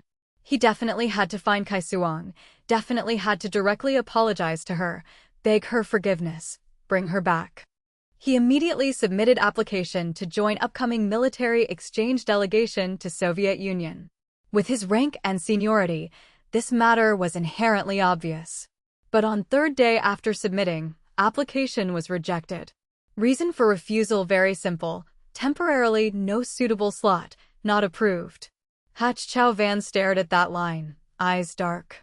He utilized family connections, through many obstacles finally got a military survey slot lasting 1 month from an old leader about to retire. Under name of going to learn militia construction work in Soviet Union. Procedures very arduous, Midway seemed to always have invisible force obstructing, but he couldn't care anymore. Just needed to go, just needed to set foot where she was, under what name didn't matter. 1 month later in Moscow, amidst freezing winter, Hach Chau van draped thick coat stepping out of airport. Cold wind in foreign land carrying breath of ice and snow whipped face even sharper than winter in Nam Tan, but inside heart burning a hot fire named Find Her. Without delay, following scarce information investigated beforehand, immediately ran to Moscow Grand Theater. Magnificent Baroque building standing tall amidst wind and snow, solemn and majestic. Hach Chau van stated identity clearly, shoved some more, helped to be let inside. Theater warm as spring, completely opposite to frozen world outside. Hach Chau van followed piano sound towards backstage. Practice room door half open, inside ringing gentle piano sound mixed with concise decisive orders in Russian of instructor. He gently pushed door open a crack. Right at that moment, his breath seemed to stop. Practice room spacious bright, four sides, all mirrors. A group of dancers wearing tight clothes practicing stretching and basic moves under piano sound. And right in middle of crowd, girl wearing white ballet dress gently tiptoeing by main practice bar was exactly Xuong. Her figure straight, neck high graceful, arms stretching out with lines both soft and strong. No longer the Xuong thin sallow, eyes empty in northwest wind and sand years ago. Hach Chau van stood dead still at door as if spellbound immobile. He greedily watched that figure, watched eyes that had lit up again, watched focused passion showing on her face. 7 years. How long had he not seen such light in her eyes? Heart felt squeezed by invisible hand, both sour and tight, mixed between joy finding old person and choking fear. Xuong Xuong. He whispered her name, voice so small only he heard. That name over years how many times revolved in heart. Next second, emotion overwhelmed reason. He unexpectedly pushed door rushing in, ignoring surprised looks of dancers and instructor around, rushing straight to grab Xuong's wrist, just lowered, still damp with sweat. Xuong Xuong. Finally I found you. Come back with me. Voice trembled from excitement and impatience, carrying both fatigue of long journey and deep regret impossible to dispel. Music in practice room immediately stopped. Everyone stopped surprised looking at man in uniform suddenly rushing in with face full of emotion. Xuong had wrist grabbed, stunned for a moment, then eyes, just now calm as water, in a moment froze over. That gaze like knife stabbing straight into Hach Chau van's heart, making him ache. Hand unconsciously gripped her wrist tighter. Xuong Xuong, I know I was wrong. I regret it. I shouldn't have treated you like that. Come back with me, okay? We go home. I agree to everything. We get married immediately. I will never. Comrade, you mistook the person. Xuong opened mouth cutting off his messy confession, voice cold carrying no emotion. Hach Chau van was like struck by lightning standing dead on spot. Xuong Xuong, don't be like that. I know you hate me. Blame me. You hit me, scold me, however is fine, but don't say don't know me. I beg you. Xuong tried to pull hand back, but he held too tight. She slightly frowned, saying no more words to him, turning to use fluent Russian, speaking to security just running over. New Russian comrade security, here is someone disturbing our practice. I don't know him. Please take him out. 2 tall Soviet guards immediately stepped up, one left, one right, holding Hach Chau van's arms. Xuong Xuong. Xuong Xuong, listen to me. Hach Chau van struggled, eyes pleading, looking at her. I truly know my mistake. You give me one chance, just one time. I beg you. But Xuong had turned around, not looking at him anymore, saying one sentence, sorry, let's continue, in Russian to pianist and instructor, then returned to practice bar as if drama just now never happened. Hach Chau van was forcibly dragged out of practice room, dragged through corridor, finally invited outside door of theater. He staggered, standing in wind and snow, looking at heavy door gradually closing. Behind that door seemed to block last ray of hope of his inside. Just then theater door opened again. A tall Soviet male dancer stepped out, hand holding a thick coat.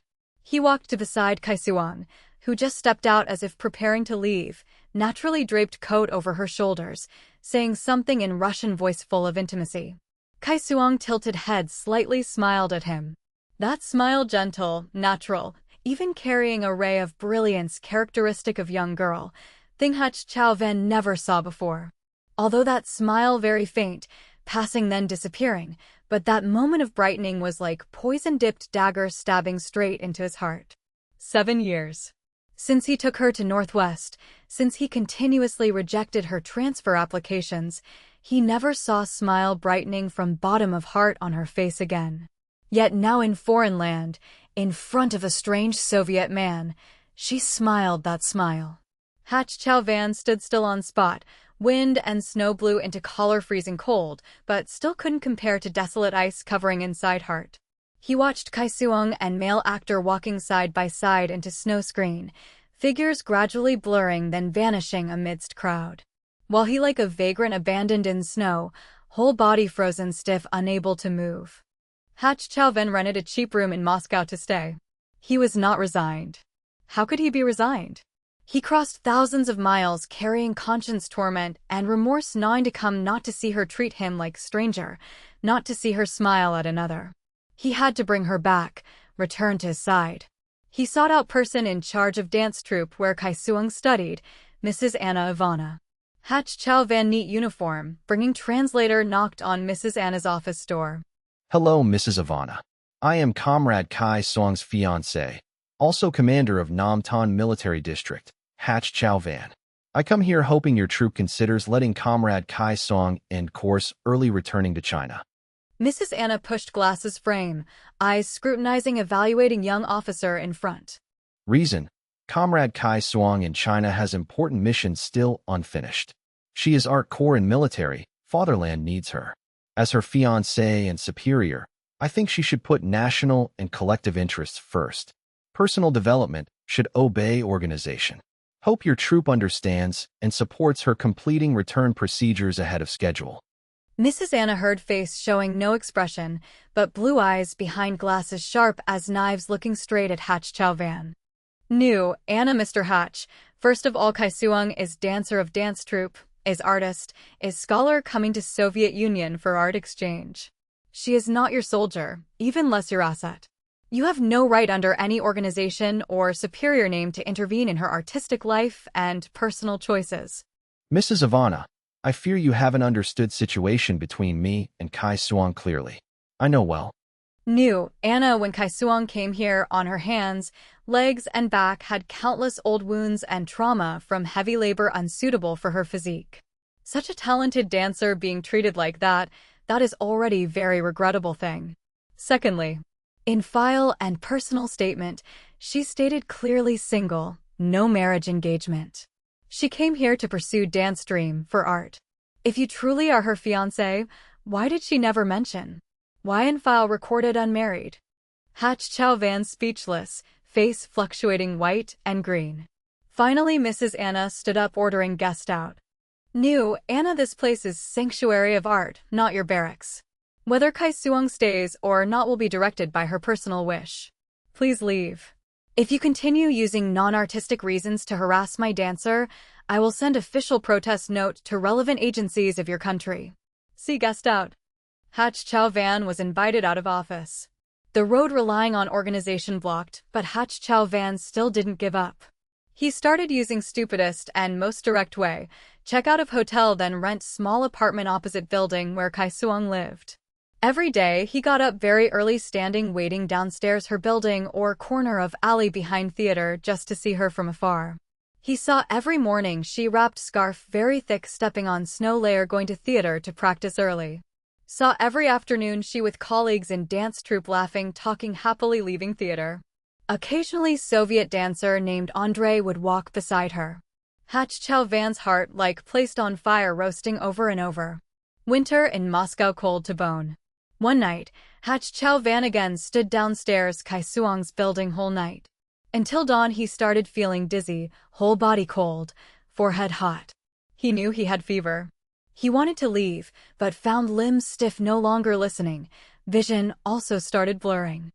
Finally, he collapsed right outside building door, unconscious in white snow.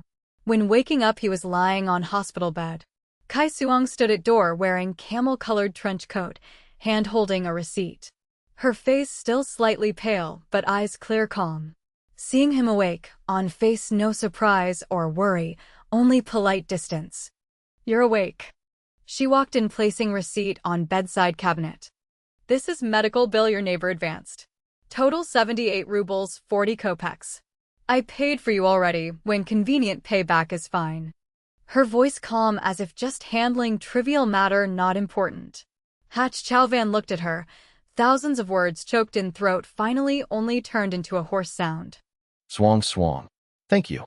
Xuong didn't answer, turned intending to leave. Xuong.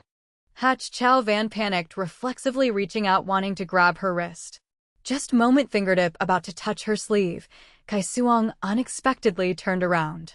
Movement fast as lightning, she didn't slap his hand away, but used other hand straight, pulling out 4 needle on back of his hand. Needle still with blood drop pulled out decisively, back of hand immediately swelled red, blood oozing. Sharp pain made Hach Chau groan, withdrawing hand hurriedly. Xuong held that needle still with blood, needle point aimed at him, eyes cold. "Hach Chau, I warned you last time. Don't touch me again. Don't follow me, also don't appear in front of me. Otherwise I will immediately call police, see you for harassment. I believe in Soviet Union's speed of handling this crime will make you deeply impressed." Speaking done, she threw needle into trash bin beside bed, didn't glance at his pale face and bleeding hand, turned leaving ward without looking back. After discharge, Hach Chau made decisions surprising everyone. He sold everything valuable on person, bribed logistics manager of theater exchanging for temporary job, sweeping practice room, arranging props, and cleaning dance shoes of dancers. He knew practice room where Xuong practiced daily, new place she usually placed dance shoes. So every morning before she arrived, he used soft cloth, carefully wiping clean her old, but well-preserved dance shoes, inside out shiny, not a dust speck. He would seize moment she rested mid-session, gently placing cup of warm water just right on her rest chair, then quietly withdraw. Xuong initially frowned, later decisively ignored. She never touched shoes wiped by his hand, every time taking another spare pair from backpack. That cup of warm water she either poured out or didn't bother touching, rather go to water dispenser herself get cold water to drink. Her coldness like eternal ice in Moscow, freezing all Hach Chau's efforts and hopes right midway. Turning point happened after an important internal performance in troupe. That night Xuong, as one of lead dancers, performed a highly difficult modern ballet piece. Ending, whole auditorium resonated applause like thunder. Hach Chau hid in shadow behind wings watching woman seeming glowing, heart trembled. Right then, Andrei, Soviet male dancer, holding large bright red rose bouquet, walked fast onto stage. He walked to front of Xuong, loudly congratulating, then giving bouquet to her. Xuong received bouquet smiling. Immediately after, Andrei unexpectedly stepped forward 1 step, following Soviet warm congratulation habit, spreading arms, hugging her, then kissing lightly on both cheeks. A very Western gesture, very normal. Yet that moment, falling into Hach Chau's eyes, became fuse, igniting mad rage. Let her go. A fierce roar rang from wings, drowning applause. Hach Chau like lion provoked suddenly rushed out from wings, striding like storm onto stage, throwing punch like heaven blow straight into Andrei's face. Andrei beaten, staggering back few steps, rose bouquet falling to ground. Below stage rang screams of horror. "Hach Chau, what are you doing?" Xuong, both shocked and angry, shouted. But Hach Chau completely didn't hear. He grabbed Andrei's collar, intending to hit again, mouth screaming in Chinese. "Dare touch her. I kill you." Scene immediately chaotic. Security and dancers rushed onto stage, pulling Hach Chau away. Hach Chau eyes bloodshot, staring at Andrei. "Enough." A crisp slap sound rang out, making stage, currently chaotic, suddenly silent. Hach Chau's movement abruptly stiffened. He slowly, disbelieving, turned head. Xuong stood in front of him, face white, chest heaving violently from rage. Her hand still raised in midair, trembling slightly. "Hach Chau, get out." She slowly emphasized each word, voice not loud but echoing clearly throughout theater. Get out of here. Get out of Moscow. Get out of my sight. I say last time, between me and you already no relationship whatsoever. Don't use your self-righteous deep love to make me disgusted. Your love, your regret, your pain, all not related to me. That is only self-moving act of yourself. Now, immediately right now, get out. Last word she drained all strength, hoarse yet sharp as poison-dipped knife fiercely stabbing straight into Hach Chau Van's heart then twisting. Hach Chau Van held face standing stunned on spot. He looked at Xuong, looked at face full of determination and disgust. Whole world seemed in this moment to collapse. He like soulless corpse invited out by theater security, thrown back on Moscow street amidst freezing winter. But he didn't leave. He couldn't leave. Regret, pain, unwillingness along with obsession, almost stubborn refusing to let go supported him. He became like silent shadow hiding, only in deepest night or hidden corner greedily desperately watching her. Then he discovered that Thug, a local blonde-dyed hooligan often loitering in alley where Xuong went home. Until that day, twilight, that hooligan blocked Xuong road even reaching out intending to touch her face. Hiding behind trash bin, Hach Chau Van whole body like ignited. He rushed over smashing him hard against cold wall, fists raining down. Stay away from her. Heard clearly? Get out. Next time I see you near her, I kill you. Thug beaten face bruised hastily ran away. Hach Chau Van panting stood on spot, knuckles torn oozing blood threads. He looked up towards alley entrance. Xuong was no longer there. She didn't even turn back to look once a fight erupted because of her. Hach Chau Van leaned against cold wall, slowly sliding to sit on ground. Few days later, at practice room. Xuong practicing consecutive rotation move high difficulty. Her ankle once injured in Northwest, today suddenly twisted hard, whole body lost balance falling heavily to floor. Hach Chau Van, who always like shadow hiding outside, moment hearing that cry heart almost stopped beating. He rammed open half-closed door rushing straight in. Xuong. He saw Xuong sitting on floor face white, two hands holding left ankle tight. Move. Hach Chau Van pushed crowd aside rushing to front of her. Xuong saw him, brows frowned tight, and eyes flashed rejection. What you come here for? Get out. But Hach Chau Van like not hearing. He squatted down intending to check her ankle. Don't touch me. Xuong shouted, trying to push him away. Looking at ankle quickly swelling red, Hach Chau Van hesitated no more, turning around back facing her then one hand pulled her up carrying straight on back. Let me go. Hach Chau Van bastard. Put me down. Hach Chau Van lips pressed tight not saying a word, two hands like iron clamps gripping her legs tight, carrying her rushing full speed towards nearest hospital. Just when they crossed a deserted alley, few figures loafing blocked way. It was blonde hooligan before with few accomplices, each holding stick, there was one holding glistening dagger. Nom, Thug that Chinese guy. Hit him for me. Beat him to death. Hach Chau Van steps paused. He lifted Xuong on back higher a bit. Hold my neck tight. Close eyes. Don't be afraid. Hach Chau Van didn't put Xuong down, just like that carrying her on back, engaging with people in narrow alley. His moves fast, strong, and ruthless, but because carrying person limited. Very quickly, he took few stick blows to back to shoulder. During chaos, Thug holding dagger fiercely stabbed straight towards back of Hach Chau Van's heart. Thud. Sound of blades stabbing into flesh rang clearly. Hach Chau Van's body shook violently, but his steps didn't waver. He borrowed momentum, turning kicking hard into stomach of knife holder, kicking him flying back. Few remaining scared by his ferocity dared not advance. Hach Chau Van gripped Xuong on back draining all strength rushing out of alley, rushing straight to hospital. Entering emergency room, he carefully placed Xuong sitting down then stumbled leaning back against wall. Blood following his green military cotton coat billowing out, very quickly soaking large patch. Nom, nurse sir. How are you? Your wound needs immediate attention. But Hach Chau Van like hearing nothing. His eyes from start to end locked onto Xuong few steps away. Until seeing doctor finish checking saying not serious, His breath just let down. Severe pain hit. He was pressed down on bed beside by doctor cutting open shirt back. Wound very deep, blood messy.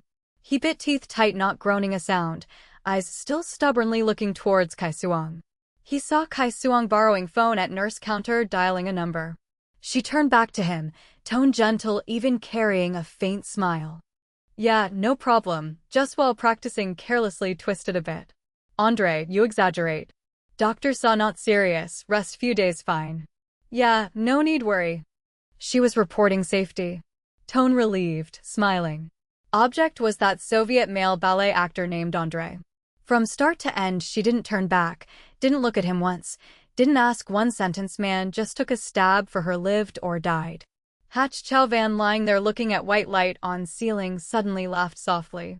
Laugh hoarse, broken, filled self-mockery and despair. Time passed, Xuong's ankle recovered. Important report, performance took place successfully, brilliant. Hach Chau sat in last row in darkness, shedding tears watching her shine on stage. After show, he hugged large red rose bouquet waiting for her at backstage door until dawn. When Xuong walked out with colleagues, he stepped out of shadow. Xuong. Laughter immediately stopped. Xuong's steps paused. Commander Hach, is there matter? Xuong, I was wrong. I know I was wrong to point impossible to save. I don't beg your forgiveness. I just beg you give me a chance for me to compensate. Follow me back, okay? We go home. I listened to you all. I will never. Commander Hach, I think I said very clearly. Past matters I forgot. Now I live very well. This place is my home, my stage, my future. I will not return. Before no, now no, future even more no. No. Xuong, don't go. I can't live. I truly can't live. He screamed desperately, speaking messy. Xuong looked at his appearance. In eyes flashed a extremely faint ripple like pity. Hach Chau, there is no one leaving anyone, impossible to live. 7 years passed without you, didn't I also live? Furthermore, live better. Your torment, your repentance, your pain all no longer relate to me. That is your private matter, digest yourself is fine. Speaking done, she decisively turned, walking away. Hach Chau looked at her back, disappearing. A mad and stubborn thought in moment wrapped tight his heart. He couldn't let her go. Even if die, he must die in front of her. He wanted her to remember him, remember forever. He rushed like mad towards apartment complex where she lived, rushed straight to rooftop, climbed out over wall edge, following narrow ledge to outside window of Xuong's 5th floor. Xuong. You don't forgive me. Don't follow me back. I will jump from here. I say do. Downstairs, chaotic screaming. Hach Chau clung tight to brick crack, eyes locking onto window. Curtain swish, sound pulled open. Xuong's face appeared behind glass, expression very calm. She opened window but didn't pull him in, but held a utility knife handle towards him. Take it. Use this. Jumping might die, not necessarily. Use this cut here. She used knife point, lightly pointing at large artery location on Hach Chau's neck. Faster, also neater. Doesn't dirty street below, also less trouble for sanitation workers. Ah right, Hach Chau, don't you love your country and people most? You die, your country do what? Those female comrades needing your care like Giang do, then do what? Every word like ice-dipped needle stabbing straight into Hach Chau's old wound. He stared at Xuong. Suddenly he laughed, laugh horse mad. Good. He grabbed utility knife. Sharp blade cut palm. Then before Xuong's horrified eyes, he turned knife point aiming straight at his thigh, fiercely without hesitation stabbed hard down. Thwack. Fresh blood instantly shot out, dying pant leg red. Is that enough? Hach Chau looked up, face pale, smiling a smile even uglier than crying. If still not enough, I can stab 1 more, 2 more, 3 more. Until you feel enough, then stop. Xuong's pupils violently contracted. She looked at madman in front, slightly closed eyes. Wanna die, then get far away, don't dirty my place. Bang, one sound, she slammed window shut, pulled curtain. That cold morning in Moscow, Hach Chau was discovered by kind neighbor, fallen in pool of blood mixed snow, taken to emergency urgent and kept alive. Knife wound on leg very deep, Damaged tendon leaving permanent slight disability. Wound on back also burst again, infected repeatedly. He stayed in hospital in Moscow nearly another month, then was almost escorted by superiors people on plane back to country. After returning, Hach Chau turned into another person. Commander once cold self-controlled, always placing big picture and strategy first disappeared. Replacing was a silent officer, few words, eyes deadened, but when executing mission mad like a lunatic. On body added countless new scars, piling on old scars, fierce, terrifying. Military medals one by one placed in box. He became bloodthirsty madman Tam Lang, risking life, famous whole army. Leaders praised, comrades admired, soldiers awed. But only he himself knew, every time waking from coma due to heavy injury, whole body torn by pain, consciousness blurry, thing popping from mouth forever, only two words, Xuong Xuong. Was another humid, gloomy, rainy day. Hach Chau just returned after border ambush mission lasting 3 months, carrying full-body new injuries along with smell of gunpowder and blood pungent. He lit cigarette standing in front of window, watching rain falling drizzling outside. Guard Xuong knocked, entering, face slightly awkward. Commander, outside has person wants to meet you. Who? Is Comrade Giang do? Hach Chau's finger holding cigarette slightly paused in split second. Smoke blurred his expressionless face. Let her in.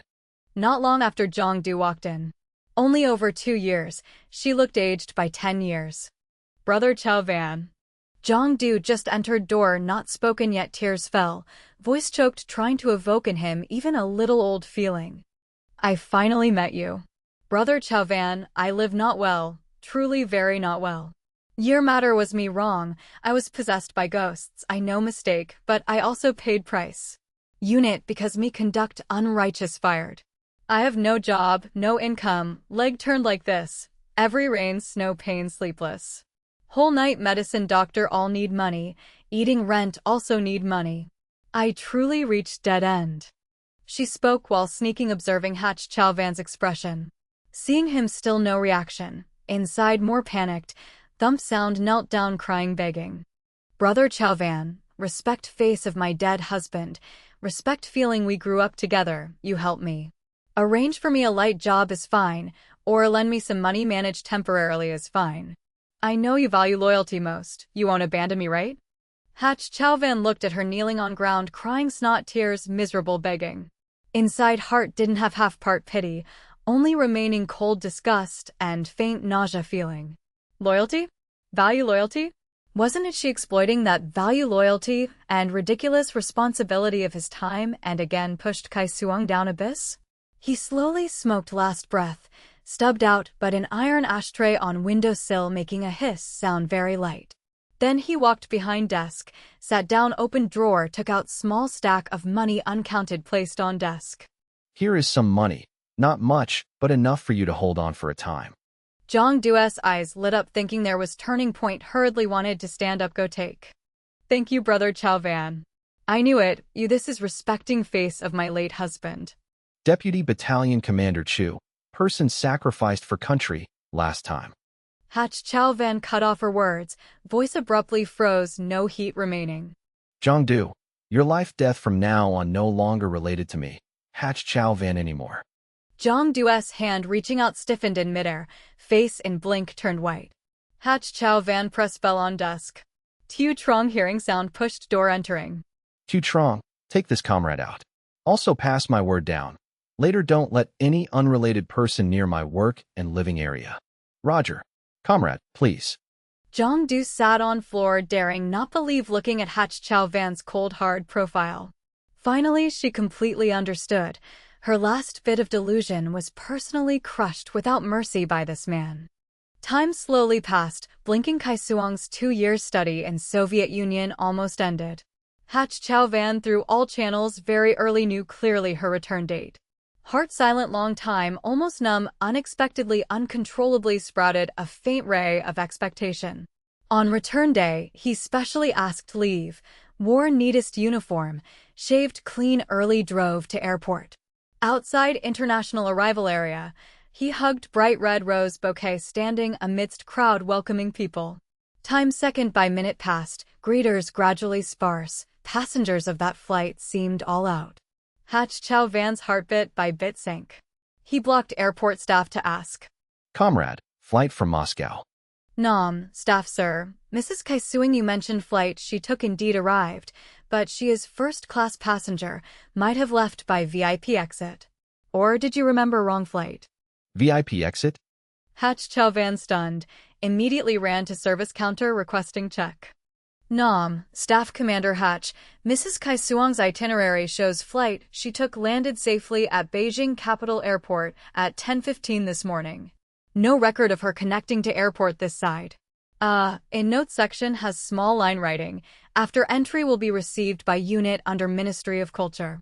Ministry of Culture, unit under National Ballet Troupe. In Hach Chau Van's head boomed a sound. Immediately understood she fundamentally never intended to return. She with excellent achievement was retained directly by National Ballet Troupe. Rose bouquet slipped from hand. Brilliant petals fell on cold marble floor tattered like mud. Hach Chau Van pulled out crumpled notebook, on it written office phone number of National Ballet Troupe. Finger trembling dialed phone. Finally other end rang footsteps. Next was Kaisuang's voice. Hello, who is it? Xuong. Hach Chau Van just opened mouth voice uncontrollably trembled. Is me, Hach Chau Van. Other end silent few seconds. Commander Hach, is there matter? Xuong, I was wrong. I know I wronged to point unforgivable. You give me a chance, even just a chance for me to compensate. I don't beg you immediately forgive, I just want occasionally meet you, treat you well. I don't need anything anymore. I just need you return. Other end fell into silence even longer. Then he heard Kaisuang's voice still calm like that. Commander Hach. Past matters I forgot long ago. Currently I am very busy, new ballet play and crucial practice stage. Later if no important matter please don't contact me again. Thank you. Beep sound rang decisive neat. Hach Chau Van held receiver hung up long ago stiff on chair. Half year later, once going to Beijing attending high-level military meeting, Hach Chau Van got a ticket watching premiere of National Ballet Troupe's new key play. Kaisuang was female lead. He sat on second floor, a hidden corner no one noticed. On stage, she completely immersed in role. When sorrow-making whole theater shed tears, when joy-making atmosphere also seemed dancing with her. Ending show, applause loud as thunder. Hach Chau Van sat original spot not clapping, only silently watching. After dispersion, he bought large white lily bouquet waiting silently at backstage door. Unknown how long later side door opened, Kaisuang walked out. Xuong. Finally, he found back his voice, hoarse and dry filled with humble pleading. I just want to come look at you a bit. You danced very well, truly very well. Thank you. If no more matter I'm a bit tired, permission to leave first. Wait. Xuong don't go, we talk a bit okay? Just a moment. Commander Hach. I think last time on phone I said very clearly. Old matters already passed long ago. I have new life, new goal. Between us everything ended completely from 7 years ago. No, still not ended.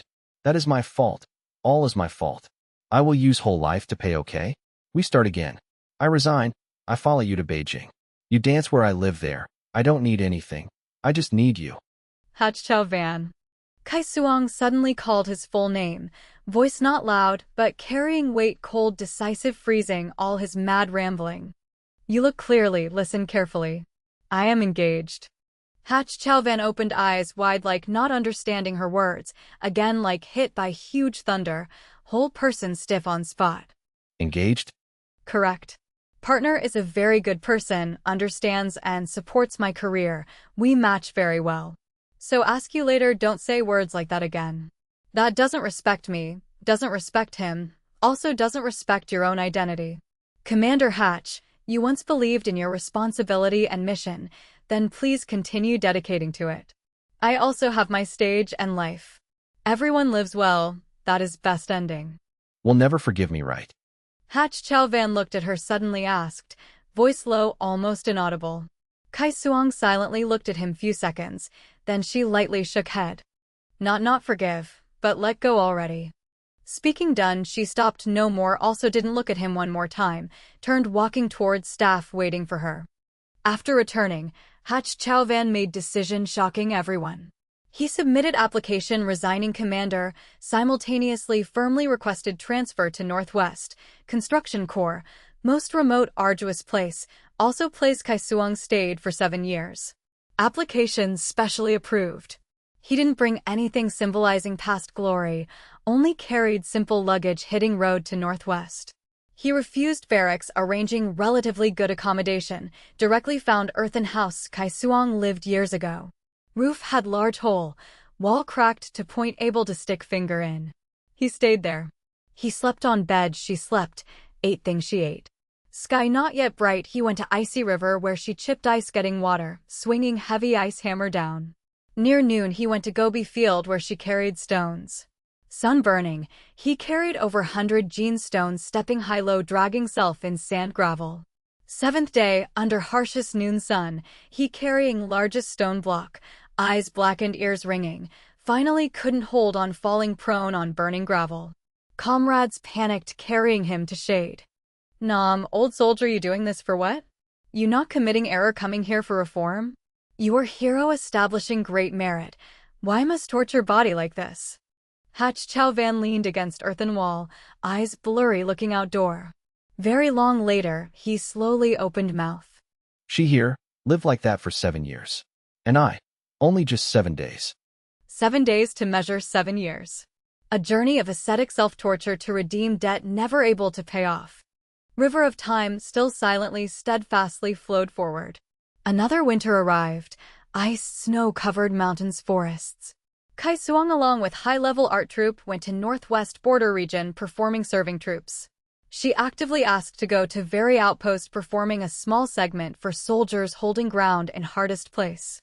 Car bumpy on white snow field after many hours finally arrived at border guard post. Xuong improvised performing short excerpt, small room remaining only her dancing figure and attentive shining eyes of soldiers.